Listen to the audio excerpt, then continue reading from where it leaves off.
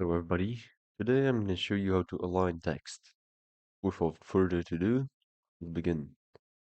Firstly, let's draw a line, then type in command align text, select all of your text, right click,